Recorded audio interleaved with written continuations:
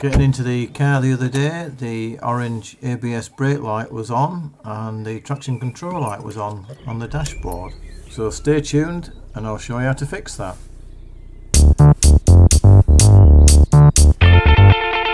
As you can see, these two warning lights have come on.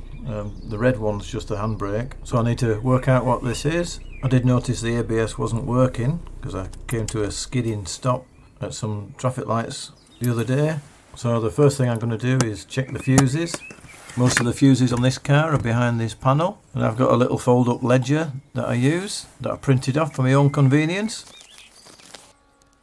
And there isn't much to do with the ABS brakes on here, but there is one fuse, the control unit. So number 25, 5 or 10 watts, amps, sorry.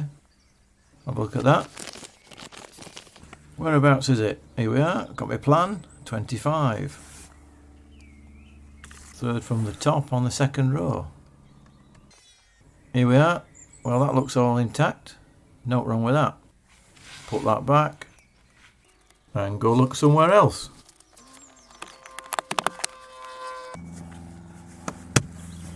Which is under the bonnet. This is where some more fuses are, under the bonnet on top of the battery. And there's a row of flat bladed fuses, all intact. I think the ABS one is this number 6 here. And there's also one on the other set of fuses behind this little cover. Just take that off, and it's this last one. Try and get it out with my fingers and thumbs, it's a bit hard. Oh, sugar.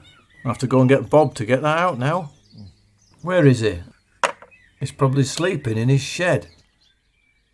Go on, mate, get this out for us. I've dropped it down the engine bay. And I need your expertise to get it out.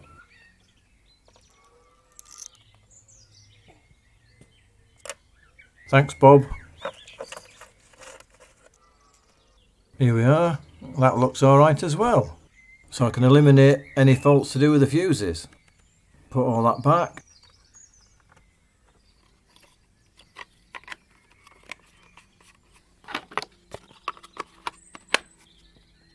So now I'm going to get my fault code reader.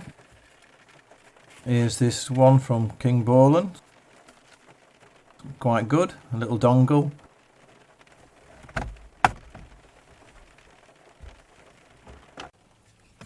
Shove it in the OBD2 port down here. Green light for go.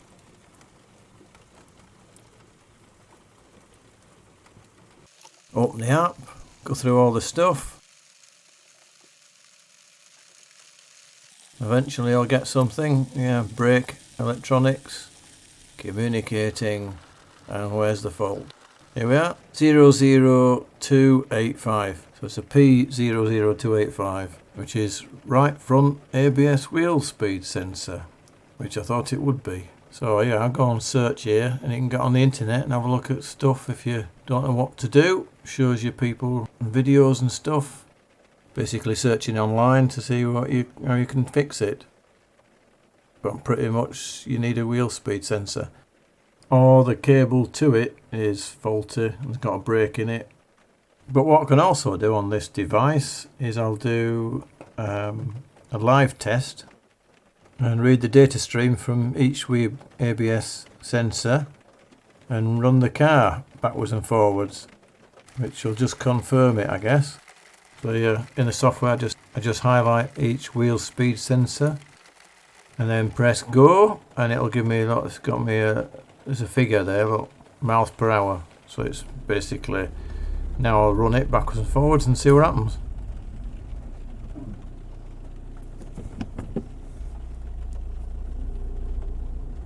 And as I thought, all the other speed sensors react to moving the wheels, except for the front right sensor, which isn't picking anything up. So there's my fault. I'll go and investigate. Horrible weather.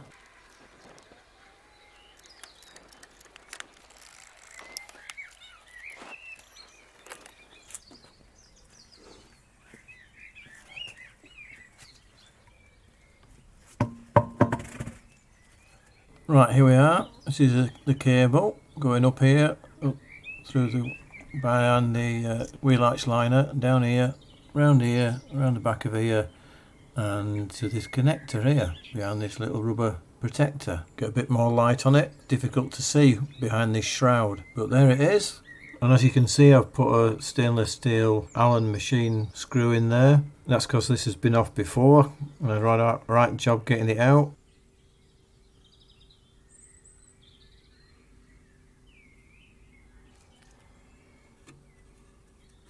My dust shield seems to be a bit flimsy as well.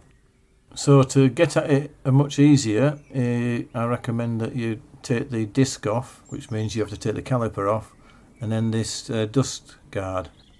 So that's what I'm going to do now. So there's just two 7mm bolts to take out of the caliper. Bolts, well, slide pins actually, behind the little rubber covers. Take the little caps off the covers first. Break it loose.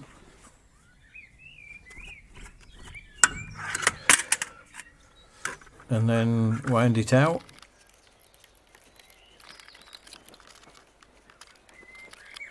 Last bit you just have to tease out. There we go.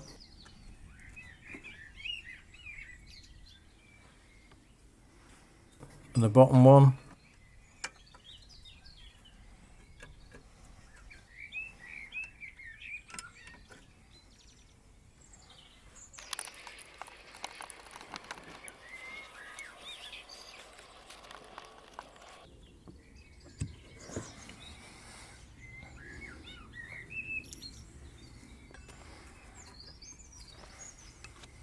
Put my screwdriver in, prise it a little bit.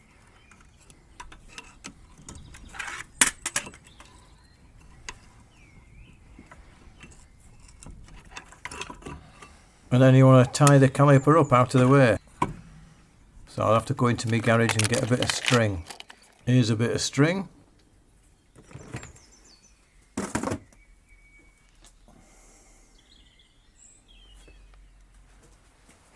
There's no real elegant way of doing this, just tie it up to the spring. That's what I usually do. And you're doing this so you don't put any tension on the flexible hose that feeds it with brake fluid. Now take the disc off. There's a little scrub screw that you take out. Hopefully you've greased it so it'll come out easily. I always recommend putting copper E's on those. They don't actually hold the disc on. The wheel nuts do that. Now I want to take the brake dust guard off.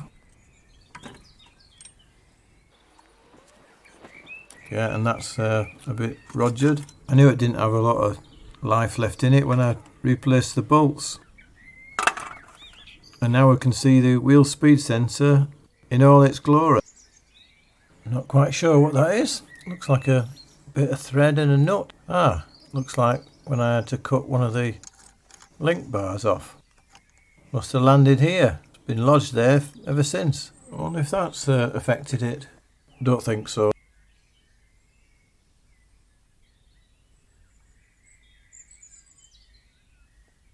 Right, well the connection's just one of these typical VAG connectors. The little clip here, you just have to lift it up and pull it off. And it's a 2-wire sensor, so it's fairly straightforward really. So I'll clean that up. And as you can see, this is a relatively new one, because I did replace this about 8 years ago or something.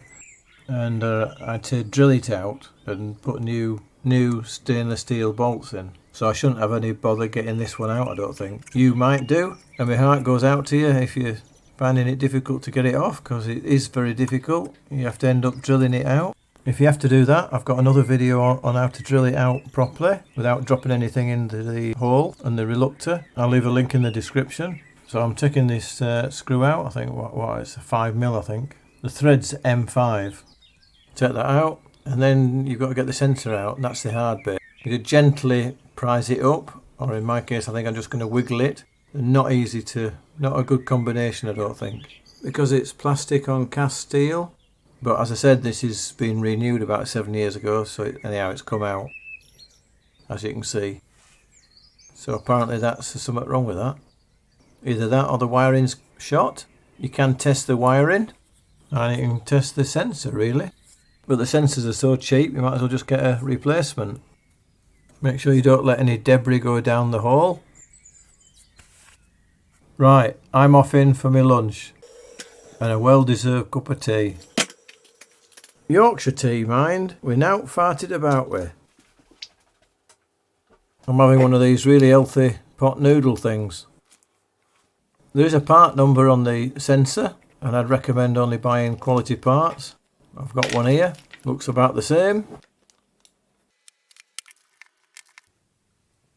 Aye, yum yum.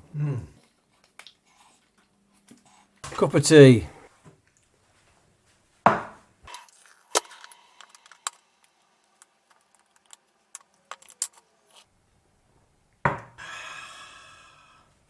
Right, get back to it.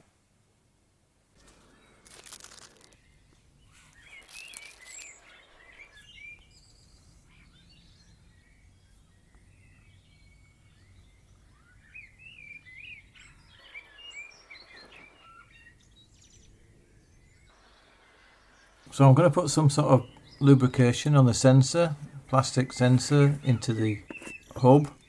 I'm not quite sure what to use. I think I'm just going to use some ordinary lithium grease, just a light smearing.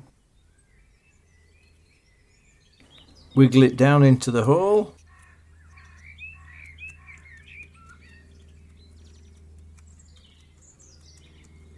And align the securing bracket. Right, put the screw in and tighten it up. Before I put the clip on, I'm going to spray it with some contact spray and then let that dry off.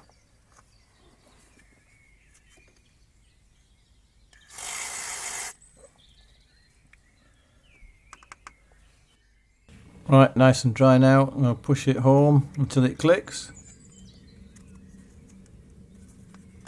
Until it's secure. That seems to be on alright.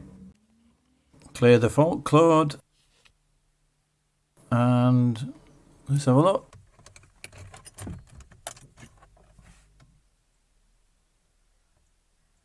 No fault.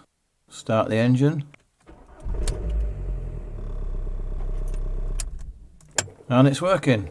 You might have noticed there was a slight flash of the warning lights just as I started the engine, and that's because when you clear a fault code it has to go through like an initiation test where it's verifying the new part, getting the right signal, etc. But that should go when I start driving the car. So there we are, job sorted. One faulty wheel speed sensor fixed. Thank you for watching.